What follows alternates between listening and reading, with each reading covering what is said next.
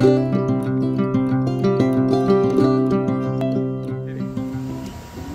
afternoon, smart people. I'm Joshua. I'm a student here at the Center for Nanotechnology Research and Education. This is my partner, Pablo. Hello. The PhD student. We're going to do some chem polishing procedure today. It's a very simple procedure that you can learn very easily and shouldn't intimidate you. Our purpose for doing this procedure is to polish a metal. And one of the foundational chemical reactions is when you mix metal with acid, you typically can get a salt and a hydrogen gas. We're going to use that reaction to etch the surface of our metal, which really just means remove some material. The material that's going to get removed the first and the fastest is going to be the material that's sticking out. That material removal process is going to cause the entire surface to become smoother and smoother and smoother. Throughout the process, the only thing we'll be using is a proprietary chemical polishing acid. It's essentially just hydrochloric acid, sulfur, hydrochloric, citric, and nitric acid. So the first step that we want to do for our metal, which is also the most important, is to make sure it's clean. So we have no grease, no oil, and no contaminants that can prevent the acid from etching the surface. We have a 3-step organic cleaning process here. We've already got to our 3rd step, so we already have our sample workpiece in our deionized water. But if you look here, we used acetone first for a minute to 2 minutes to get off some of the debris. Then we moved to an isopropyl alcohol, which we submerged the sample piece in as well to remove the acetone. So how much time you keep some in each? In the acetone and the isopropyl alcohol, we also did from 1 minute to 2 minutes. And we also used some agitation. And then we lastly put it in our... what means agitation? We just lifted it up and down. If you can see as Pablo's doing here, that kind of creates some dislodging on the surface of any material that might be there. Just like some physical dislodging. And then we also did that for deionized water lastly. Okay. All right, you can pause it, man. This is a pause. An additional step to our cleaning process is called ultrasonication, where we use a really high frequency of vibration to help clean our surface. First step is to submerge the piece into our isopropyl alcohol solution. We'll bring our isopropyl alcohol solution to our ultrasonic cleaner here. In our ultrasonic cleaner bath, we will have an amount of water that will go to the fill line, and we will put our isopropyl alcohol inside of the water, and we will start the sonication. During that process, the surface of our material will have a high frequency vibration of little air bubbles that will be exploding, and they will be cleaning the surface of our workpiece at a really, really, really high precision. Better quality cleaning. Yes, very good quality cleaning. Okay. So after cleaning over there, 3 steps and ultrasonic cleaning. What's the next? The setup we use here is our magnetic spinner. That is going to create agitation on the surface of our workpiece. When we're chemical polishing, sometimes an oxide layer can build up because of the acid's reaction. That agitation of the magnetic spinner makes sure that that passivation layer is constantly removed, and we're allowed to continue with the process, and it isn't stopped by an oxide. These are our parameters here. They can change. We currently are getting a stable temperature of 70 degrees centigrade and using 300 RPM for the rotation magnitude of the magnetic spinner. We are also using 2 things. We're using a closed loop probe here connected to the hot plate, which is giving us a feedback of our temperature so we can make sure we set the right value, as well as an open loop temperature monitor, which is a glass thermometer, so we can make sure we have a confidence level with the reading on our hot plate. So what is the chemical in the beaker? The chemical in the beaker is our Chempolish solution, 3 different acids that we get from a proprietary acid company that makes it for us, that's been tested to do good with chem polishing. So what is the ratio of those chemicals? 30% hydrochloric acid, 10% nitric acid, and 10% citric acid. How you measure that this is, how many milliliters of those So when you fill this? that's a great question. Also, the amount of Chempolish solution can change as well, depending on your specific experiment and your research. That will be one of the parameters you set. We have 200 milliliters of Chempolish solution for this experiment. So you which like personal PPE, like protective you should use for your safety, because you're using acid chemical. Great, I'm gonna do this. When working with acid, personal protective equipment is of the utmost importance. 2 things that we are making sure we're always using. 3 things.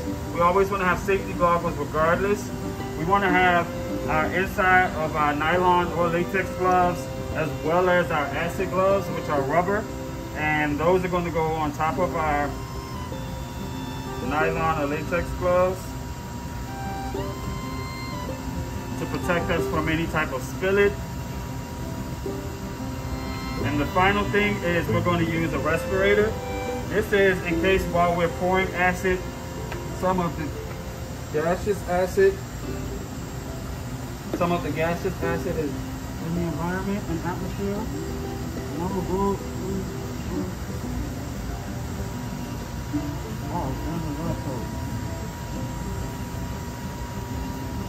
Okay. Oh, shucks. I just touched my face with the acid gloves. Should be fine. So An additional layer of protection when dealing with acids that can be one of the best decisions you made all week is our apron for spills, that protects our body from acid spills, which we can tie around here, as well as our up to forearm acid glove. These are also rubber gloves, but they have a higher surface area of protection going all the way up our forearm as such.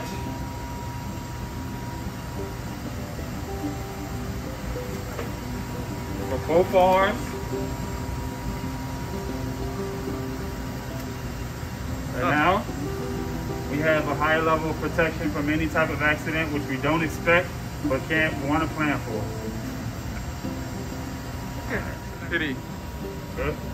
For our Chempolishing solution, when we're ready to use it, it is a DS9314 solution, already blended.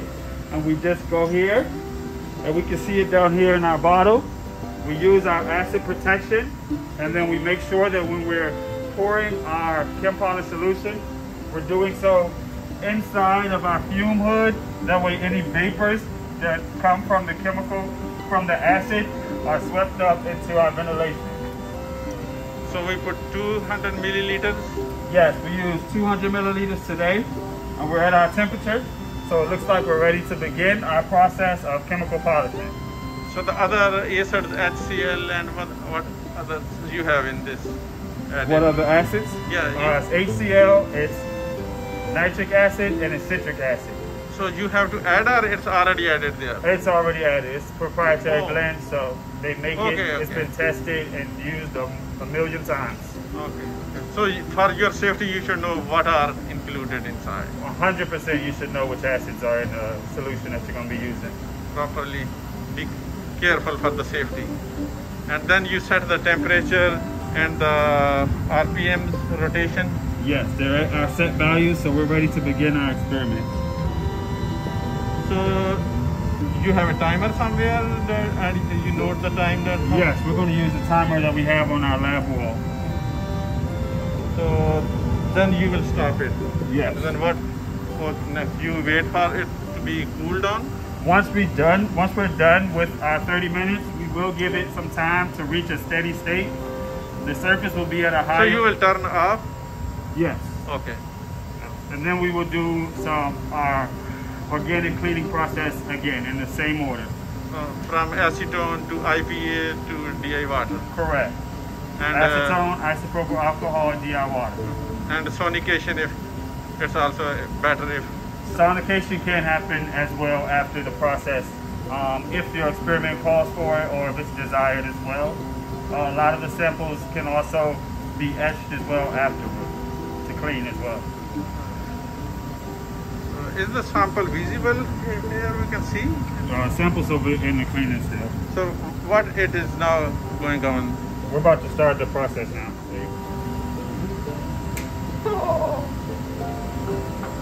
Good. We're all set. We have our environment set for our experiment, and now we're going to start our chem polishing process by submerging our solution, submerging our sample, and starting our timer.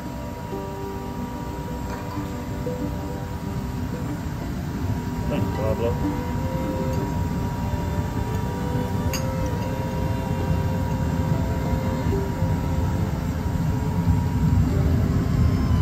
You can start the timer, Pablo.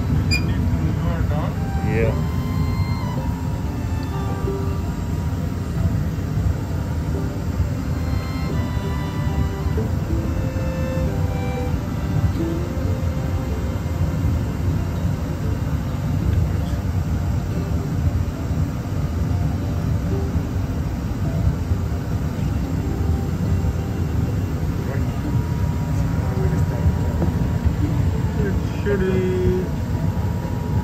It is not, the lower side is only touching, right?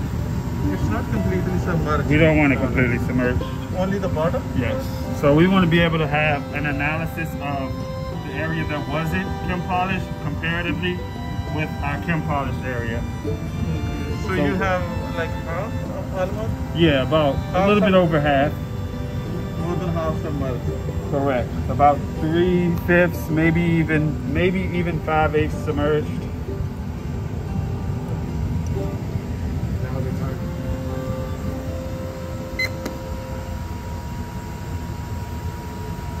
Oh my gosh. Good? Yes, we're good. And now the most fun part. Bubbles? Bubbles. I was gonna say wait. Bit of an action. Can we get it? It's Good. making it smooth and cleaning it? Yeah. You can pause it now if you want. I'll stop you. We'll start. Okay.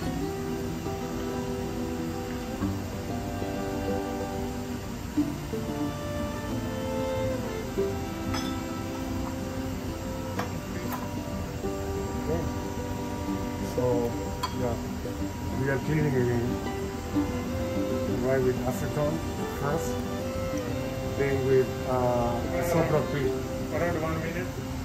1-2 minutes, and then with isopropyl alcohol, 1-2 minutes, and then 2 minutes also with the DI. Yeah, that's the process. So we are timing. All right, we're ready whenever you are. So right now. And then now we move to Pablo.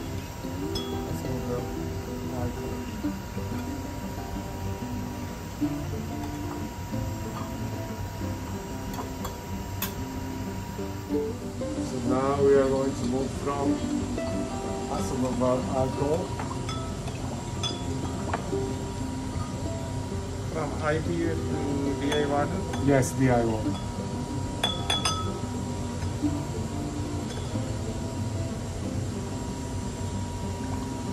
So one thing, you have a similar another sample, same thing, this size?